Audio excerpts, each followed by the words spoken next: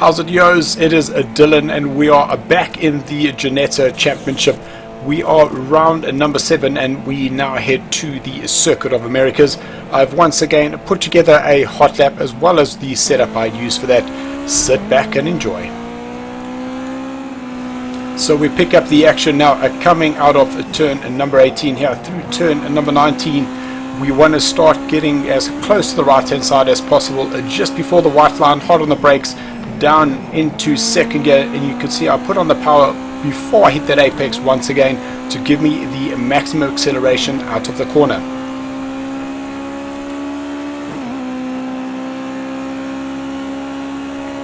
So approaching a turn number 1, you can see that because we have the uphill, you can brake quite late just before that white line and down into second gear. You can see back on the power before I apex once again.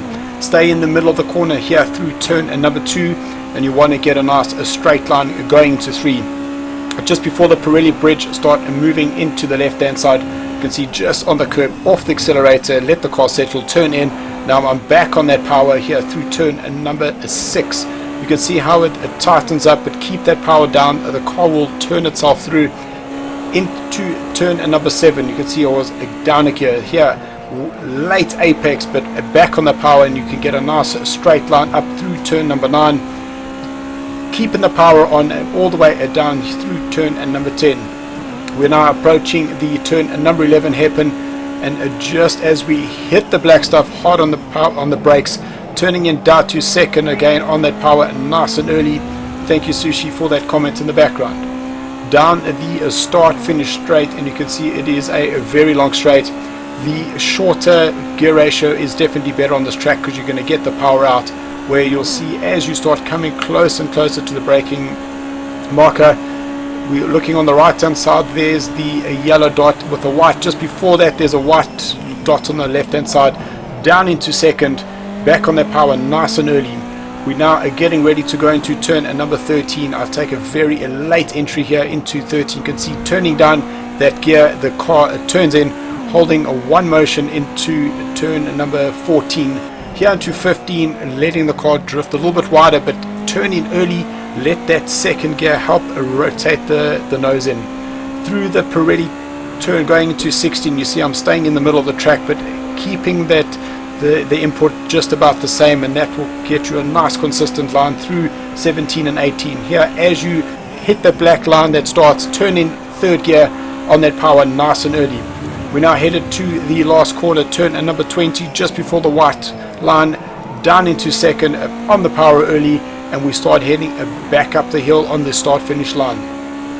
I was quite happy with that, considering I was about 0.8 quicker than what I had been able to go, and I cross the line and I do a 125.2, but definitely think I could have got into the 124s, but definitely happy with that effort.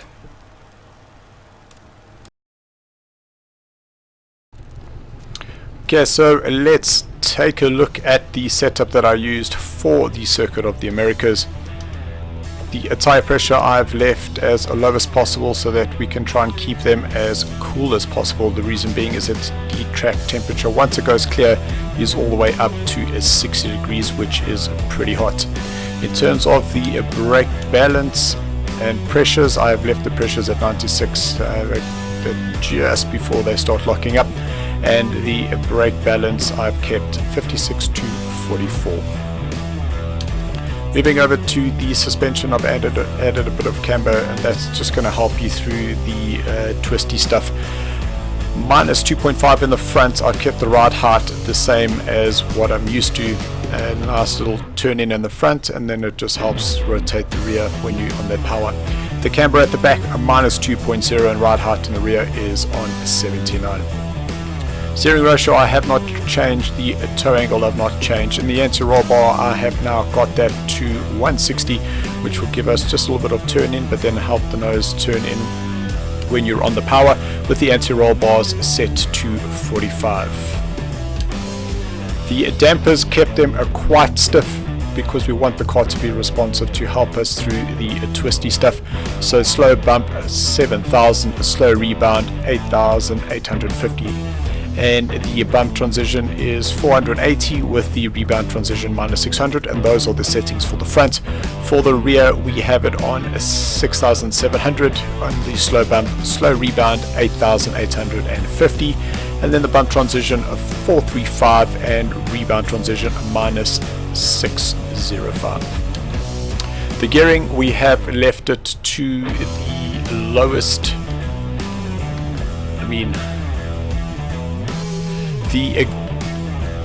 for the fuel load, you'll see that I did run it with 11 liters, which would have given me 9 laps. The engine braking, I have dropped that down so that when we're coming off the power, that it gives us just a little bit of a coast and doesn't actually slow the car down.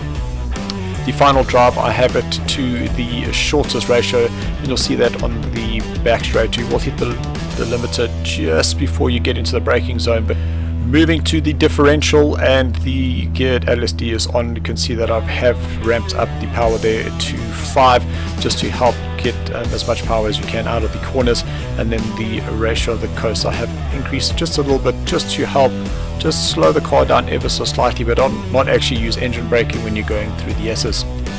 Let me know how the setup works for you. So just to recap, it is actually the second last white dot on the right hand side.